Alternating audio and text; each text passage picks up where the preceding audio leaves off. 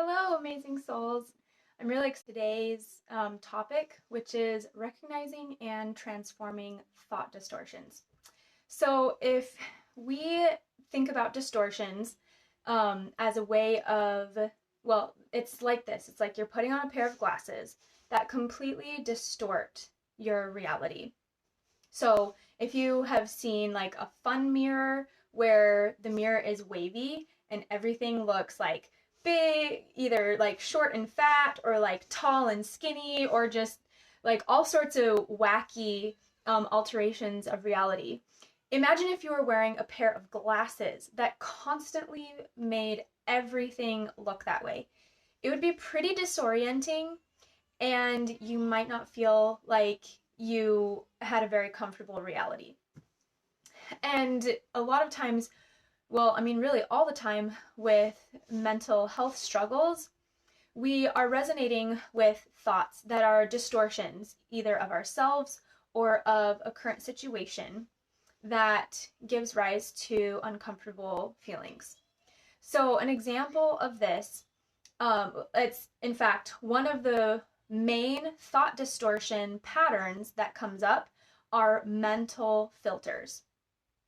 So, an example of a mental filter is a specific thought where you gather all the evidence just for one side and you completely discount the evidence for the other side. Or maybe you'll only let a little bit of evidence in, but it's completely unbalanced. And so this thought feels true, and this one you won't even accept.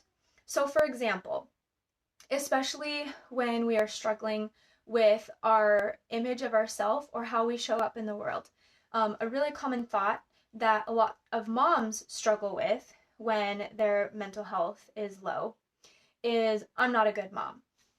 And so, with this type of mental filter or mental distortion, you're only accepting evidence for this side. I'm not a good mom.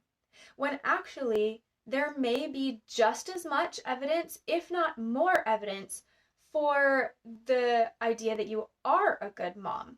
And you may even have relatives or friends, family members who keep telling you, reminding you, trying to help you accept yourself that you actually are a really good mom, but you still feel so strongly that the truth is you're just not a good mom. And the reason why is because when we resonate with a certain thought or belief, we gather all of the evidence that we can in order to validate that thought or belief. Now, this is a subconscious process. We're typically not aware that this is going on, which is why it just shows up as truth to us. All the evidence is overwhelming to prove this thought, and that's all that we see.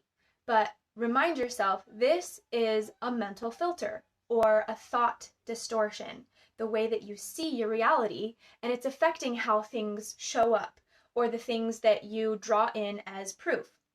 So the invitation is to invite yourself to consider the other side, that you are a good mom, and allow evidence to present itself to validate that side instead.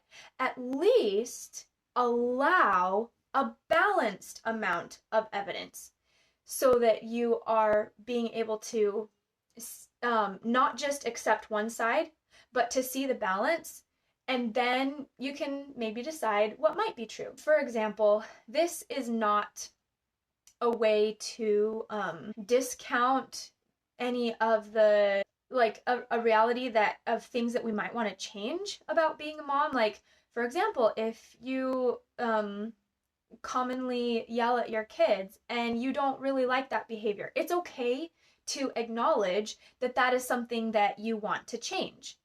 And you don't have to live in denial that you're just a perfect mom because that's all the evidence that you look at.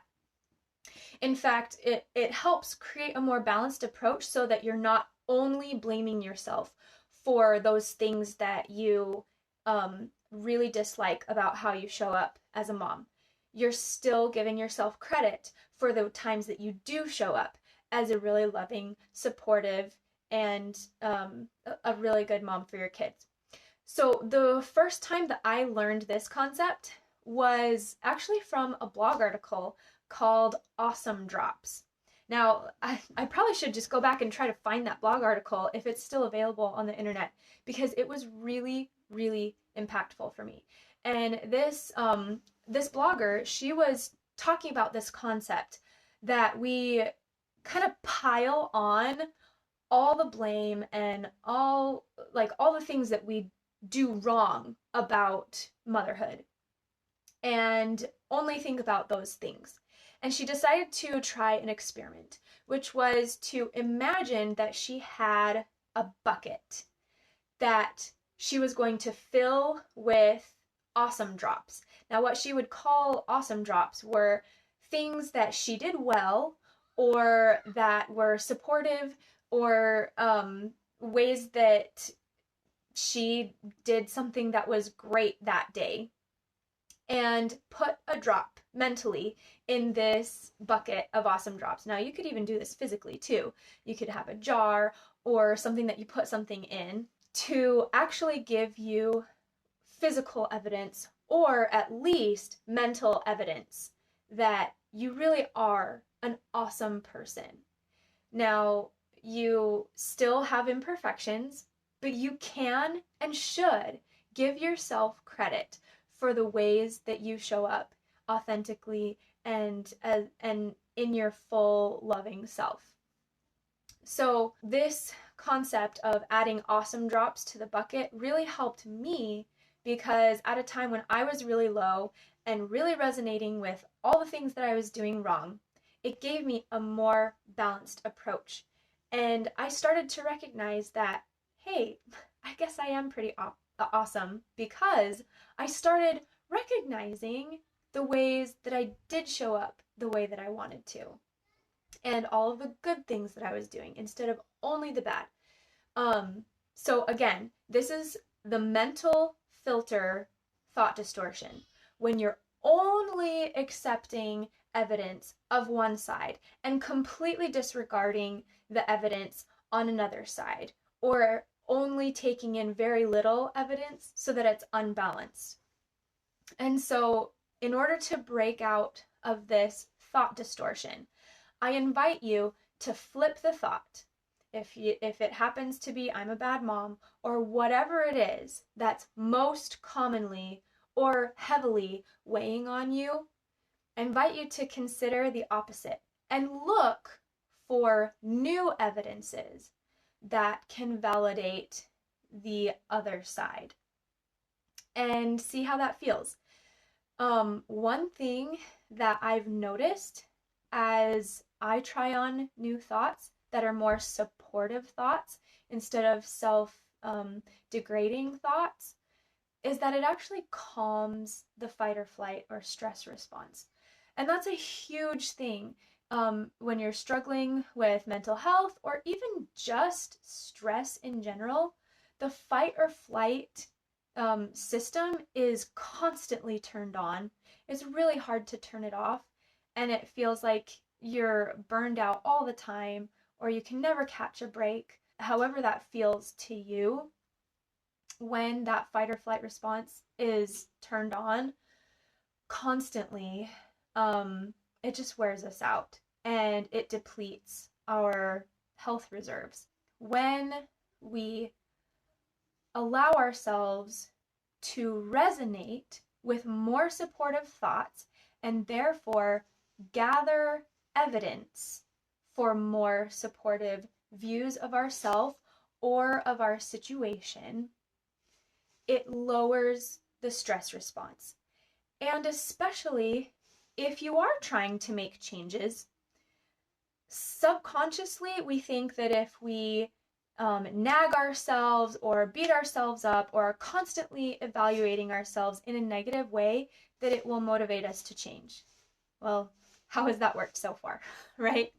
Like, you're probably feeling pretty miserable, really depleted in your energy or of your confidence. And that's not really a positive motivator for change. Think about it in this opposite way. If someone was encouraging you and really giving you positive feedback, wouldn't that be a much more supportive way to be able to create that change in yourself? So let's go back to that thought of I'm a bad mom. If someone was by your side and maybe you were really feeling that you were a bad mom or really discouraged about a way that you showed up for your kids or your family that you weren't proud of, what if you had someone sitting by your side that was reminding you of who you really are and all the good things that you have done for your family or for yourself or for others? Doesn't that help you, first of all, calm down, kind of reset, and puts you into a more grateful or peaceful state that is a motivator for change? And so I'd like to advocate for and invite you to consider that if you're really struggling with those thoughts, it's not only important to correct the filter, but it's actually a much more supportive way to create change in your life by giving yourself opportunity to accept and look at evidences for the more supportive thoughts. So there you go. That's your tip for today. And I would love to hear any of your aha moments with the hashtag aha in the comments. Or if you have questions or specific thoughts that you might want help with switching and looking for new evidences, put those in the comments below as well. I love to hear from you, and I want to know what exactly it is that you need to turn this into an actionable skill that's applicable to your situation. So reach out in the comments or message. I'd love to hear from you. Bye.